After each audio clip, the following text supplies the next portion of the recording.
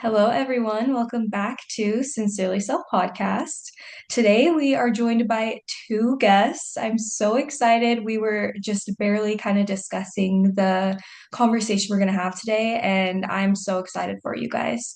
Today, we are joined by a certified business and life coach and also a certified master marketer who have come together and created Serendipitous Rebel.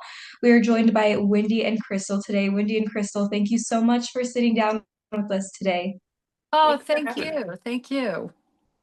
Yes, I'm so excited just for you guys to give us your insights and also for the story of how Serendipitous Rebel came to be. For our audience who may not be familiar with what kind of led you guys into this path, tell us Mhm. about the story of how this came to be. Okay. Should I go first, Crystal? Go take it away, Okay. Wendy. Take it Okay. away. Okay. So it's actually an interesting story. And Serendipitous Rebel itself is based on Serendipitous Traveler, which was Crystal, and Rebel on the Go, which was me. And so we were travel advisors, Hmm. and we had worked together. We are also mill spouses, and we had done a summit, a couple summits actually, in the late 20 teens, would you say? Yes, like Yeah, 2018, around 19, 20. 2018. Hmm. Yeah. And we did summits to get to show for military spouses to find travel careers interesting, kind of thing. And we really hit it off.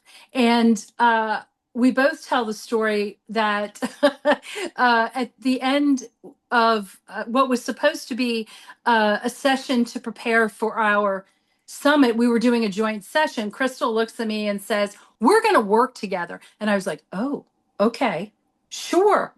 I thought that was so serendipitous. But anyway, and then we actually, let's see, the pandemic hit. When are we ever going to stop talking about the pandemic? But we realized that the travel industry was imploding, and so were our businesses. And we ended up with another person trying to see if we could pivot and started a membership for travel agents. Yeah. And Crystal, you tell this part of the story so much better than I do. Yeah, so Wendy and I had travel businesses. They were really taking off, and the pandemic really kind of put a lot of Mhm. brakes on that because when you're not allowed to travel, funny enough, it's hard to make money selling travel. And in this pivot moment, at the time, Wendy was getting her life coaching certifications. I was really working more as a marketing mentor in the industry. And it was one of those things at the time I was starting to realize I was really good at marketing my business. I was really good at teaching other people how to market. I really hated selling travel, even when it was going really well. And we really pivoted into creating this membership where the idea was I was going to teach marketing, Wendy was going to bring in her life coaching piece, and she was going to do a lot of mindset work, and this other person was going to teach business operation. It was going to be this holistic approach, and our audience was still travel advisors, but this holistic approach to teaching the business side of things. And it's really came to be this moment in all of this where you start to realize that I'm doing this, I'm doing it well, and I still just don't love it. And we really found that we were out of a values alignment with the third partner as well. And that became pretty indicative about a year into the partnership. And Wendy and I made the decision to close down that membership and step away from that partnership. And at that point, Wendy and I kind of looked at each other and said, okay, where do we go from here? Because we really enjoyed working with each other. And we joke about that conversation where I told her in 2018, I think I'm going to work with you. Wendy and I just clicked from the beginning. I don't know if you've ever had those moments with somebody where you get on a call and you just vibe and all of the synergy is there, but that really happened for us at the beginning. And I think we both knew we enjoyed working together. it was funny because we were not friends first. We were colleagues and then coworkers, and then the friendship really was formed. And it was kind of one of those things that we really like working with each other. We have a lot of really like what I would say, now words are escaping me because it's been that kind of a day, but we had a lot of complementary skills Mhm. that we were able to bring Yeah. to the table. And that's when we decided to kind of go with Serendipitous Rebel and go all in on coaching, not just work with travel advisors, though we did still work with a few of them, but really kind of started opening up the scope of the type of people that we worked with. And we've been doing that for now almost 5 years, 4 years, Yeah. 4 years, 5 years that we've been working. And Serendipitous Rebel has kind of gotten through a lot of iterations, but at the heart of it has been that we work with business owners to create marketing strategies that feel good. And we do that through our coaching, but we also do it through our mastermind retreats. And we do it in a way that kind of looks at a person holistically through the Savor method that Wendy created. And so that is how we kind of came to be, serendipitously, if you will. Yes. Yeah, no, seriously, very serendipitously. And I think it's so beautiful that you guys, like the business, you practice what you preach, if that makes sense. Like Hmm. you guys went through this journey of you both had careers in something totally different in Yes. separate ways, and you kind of followed your inner guide and you were like, okay, this feels more aligned right now. We're going to step away from this. And you just continued finding new opportunities and new journeys. And that's what you guys help other people do is they Mhm. you help them find the best way to align their business Hmm. with who they are, Yes. Yes. down to their Very core. much. Very much. Yeah, and it's just so cool that you guys went through the journey because I'm sure the people who come to you for coaching, they're like, yeah, they know how it feels, they know the process, and they're able to be more comfortable with you in that way. Yeah, and I think it allows us to have a ton of empathy in the moment because there's a reality check to it as well, is that with all iterations of the business, whether it was the travel businesses to the memberships to what we do now, they all made money. They all had their own levels of success, right? And they had with all of them this own moment where we could put a ton of gas on this and scale it or not, right? Hmm. And that's a really hard decision to be in as a business owner or just as a person, right? To know that you're making money and you're doing something, but you don't love it and you really just want to get out of it. That's a hard thing to say.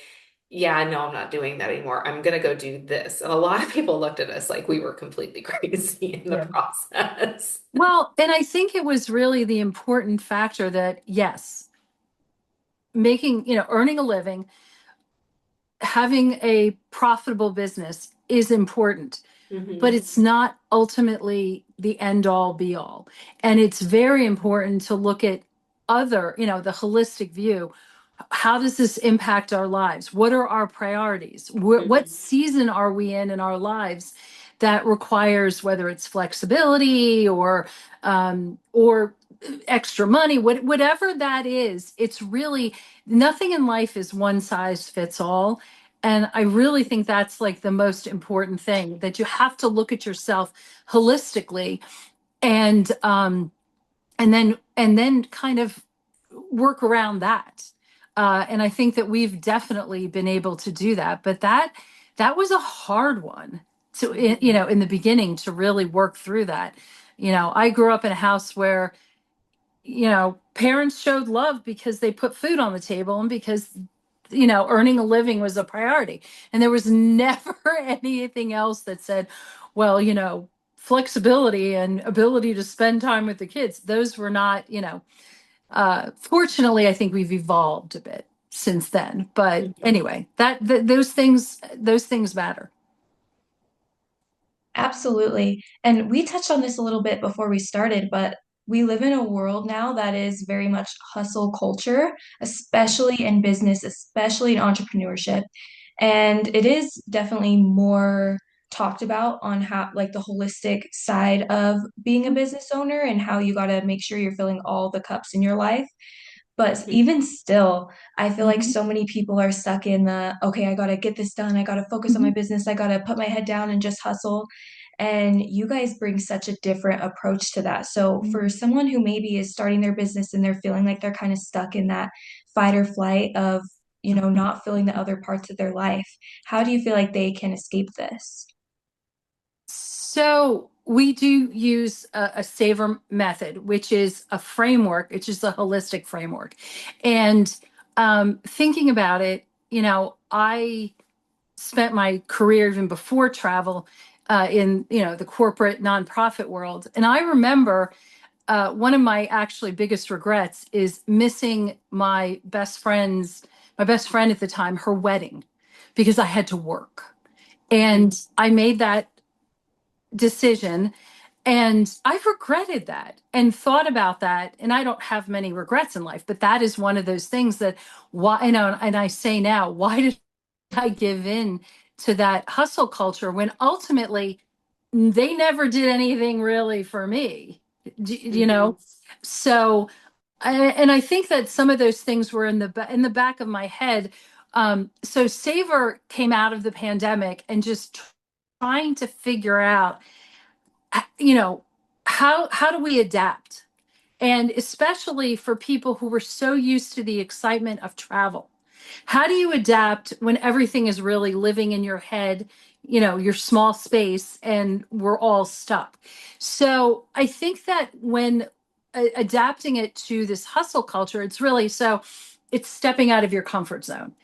Now, that does not mean grinding harder. And sometimes I think the grinding harder piece is actually is the easier piece Hmm. because you just do it. But instead, it's sitting down and saying, I'm not going to, and this is something that Crystal talks about a lot, I'm not going to numb with the grind of being busy. I'm Yeah. actually going to be intentional in my discomfort. And I'm not going to give in then say, oh, I'm exhausted, so I must be growing. So it's really looking at focusing in on making choices that really matter, even if they can be somewhat uncomfortable. And really being very intentional. So, and after that, it's also we need to align with our passions and purpose. And that's also can be hard. Hustle culture says do more, do more, do more. Well, we think it's actually better to say, do the things that are right for you and that really are rooted in your genuine purpose. Now, that's not to say everyone should run out, quit their jobs, and want to be, I don't know, a hula hoop expert because they love doing it. Whatever it is, that's not to say that, but it's really to even set up a long term plan that allows you to transition into doing things that actually serve your life, and obviously knowing that a paycheck and insurance and all those great things are really important, but even adding components that are your passions and Hmm. purpose. I mean, I could probably work a full-time regular job if I knew that I could um, kayak and row, because those are things I'm passionate about. Or I could hang out with my friends and, on mastermind cruises or things like that. So it's really finding a balance, but focusing on the passions and purpose. And then venturing under your own power. And this was an interesting thing for me. It was very much physical movement. And Crystal really set it up for me that it's also self-trust, and it's that mental movement because hustle culture will outsource your worth to metrics and output, but this is really more about reclaiming your body and your agency. So I know I row in the morning pretty much, well, 6 days a week. Crystal does Pilates. Those are priorities for us that make us, do you think they make us happier people afterwards? Or at the very least, more tolerable to be around after the Exactly. Exactly. fact. Yeah. What was it? I think yesterday, Crystal, you missed a class, and I was like, oh, when are you doing the Yeah, next one? yeah. Yeah, life be life, and it really didn't feel good. Yeah. Yeah. And the big thing, and I think this is a huge thing right now, is being open to connection. It's like we're so excited to be here on your podcast because this is increasing all of our connections. And hustle culture is isolating by design. That's what it's meant to do, to keep us all in our silos. But really, if you don't have these real relationships, this community, and it's not just performative networking, it's really digging into people's lives. We call them being part of our square squads. That's really such an important piece. And then let's see, well, the next thing is unwinding with self-care. And yes, it can be a spa day, but really it's how do you restore your nervous system? And this is something that I think it's become one of those catchphrases, but if you really dig into it, hustle culture will run on cortisol.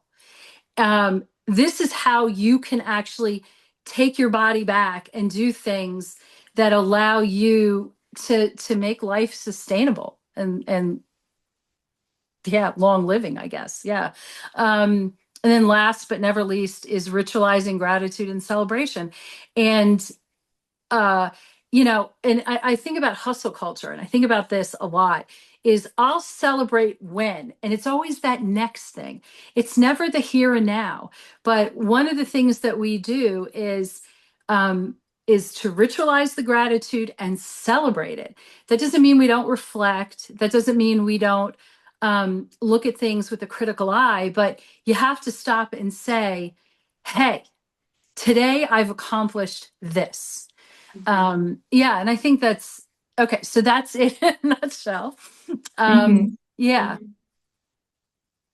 Yeah, the Savor framework is such a like step-by-step guide. I love that.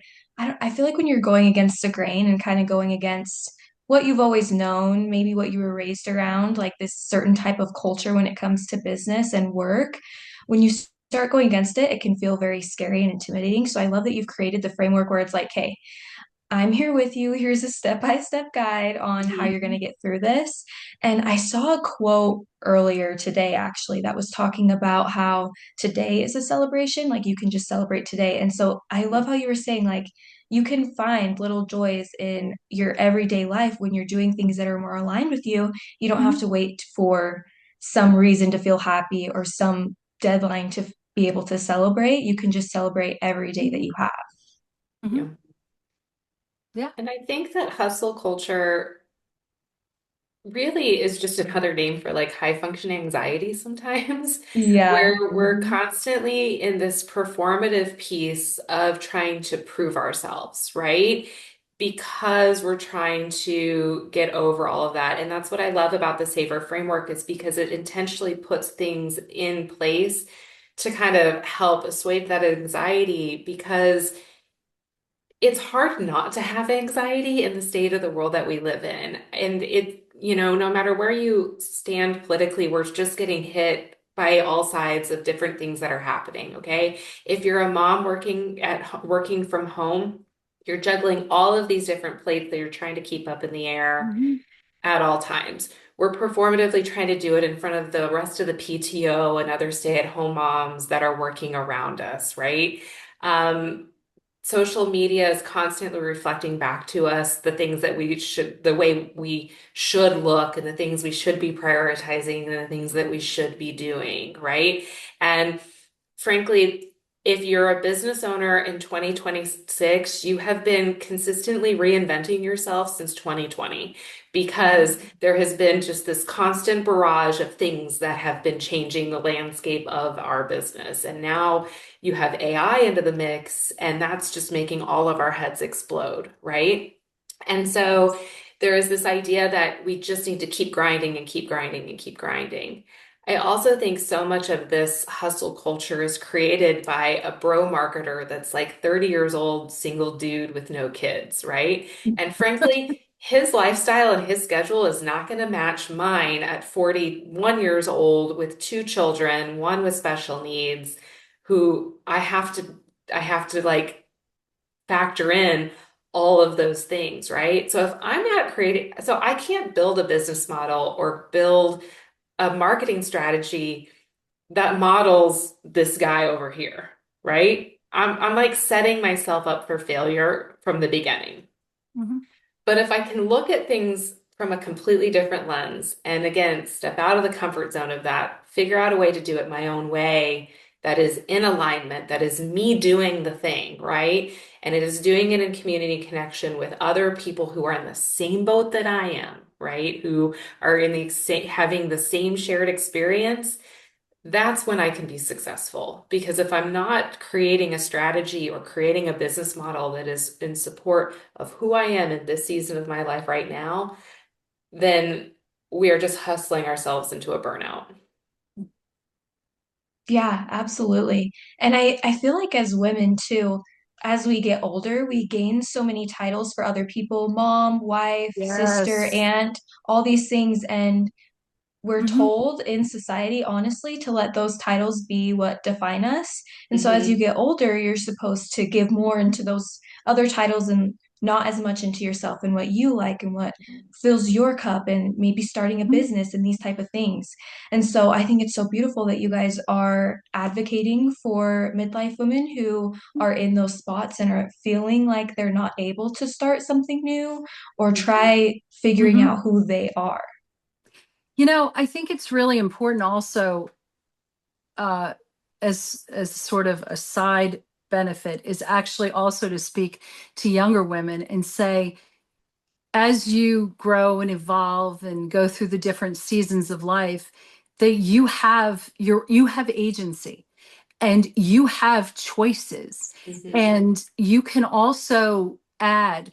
I think about in way back way back in like 2018, going to going to a conference, and the speaker asked us all to write down, um, who we are, and we actually have developed it into, what hats do you wear? And all of us immediately, wife, mom, sister, daughter, all those things. And then she said, now take away everything that involves another person. And it was like, huh? And sitting down and really thinking about who we are. And then I realized, I'm a lover of learning. Now, we also do an exercise called the VIA character strengths, which helps us rank how we present ourselves and how we kind of function best, in the world. And I realized that I'm a lover of learning. I have a sense of humor. These are things. I'm curious, kind. I try not to be judgmental. That one was hard adaptation, but anyway, but it was really important to really nail in who we are. And now when we think about it, I mean, I'm in a completely different stage of my life. My kids are off in college. Um, and I'm nearing closer to the magic retirement, maybe, who knows? But I see how things evolve. And it's one of those things where I wish I could have gone back and said to myself in my 20s and my 30s that I have agency, and that I have to be able to handle the discomfort and the intestinal strength to make choices that are best for me, and trust those choices. And sometimes that can be, really hard, but I even think that the savor concept is very applicable for anyone at any age, that just wants to have a better, almost understanding of how they themselves work. Yes, absolutely. I feel like once a woman realizes that she has agency, no Mhm. matter what age she is, I feel like your confidence and the power that you realize you hold just grows and continues to grow as Yeah. you gain more confidence in your abilities and you know yourself better. And the more that you learn yourself, especially using this saver method, if you're listening to this, go and check it out. And I guarantee you that you guys will learn something new about yourself and be able to apply it to your business. Thank you, Wendy and Crystal, for joining us today. Thank I you have, so much. yes, I have one last thing I'd love to ask you guys. For our Mhm. audience that has joined us today, if you could give them one piece of advice into how they can tune more into themselves, what would it be? I'm going to say, and this was really important to me, like get out and move. And don't put the earphones on. Don't block and see what's going on. At the pandemic, I got out and walked my dog every single day. I mean, and that's not to say the dog wasn't walked, but I mean, a long walk, that was just really for me. And then I started rowing, and I don't put anything on my ears. And the clarity that it brought me was incredible. It's almost, it was like meditation in a way, or moving meditation. And that was super, super valuable in just really helping me clarify. Mhm. So I think for me, the best thing I would tell somebody is to start saying no earlier on Mm. and be very observant of how people react to your no. People that are worthy of being in your sphere, people who respect you, who want the best for you, will be respectful of your no. People that who are not Mm-hmm. will react poorly. And I think it's fear of that poor reaction keeps you saying yes to a lot of things that are not good for you for very much longer than is necessary. So if I were to do anything, I would say no much earlier on without any of that fear of what the outcome might be. Yes, yes. I feel like both those pieces of advice are mindset shifts that'll change your life, honestly. Mhm. And honestly is a really good pinpoint of, people that you want to keep yourself around and be surrounded around, and people that maybe you want to distance yourself from. I feel like it's such a good indicator for boundaries. So thank Yes. you so much, ladies, for joining us today. Wendy and Crystal have their own podcast, actually, Serendipitous Rebel podcast. So make sure you guys go and check that out, hear a little bit more about them. And I'll make sure to have their website in the description down below. But thank you, Wendy and Crystal, for joining us today. Thank you Thank so you much for so much. having us. Yes, of course. And I will see you guys next week.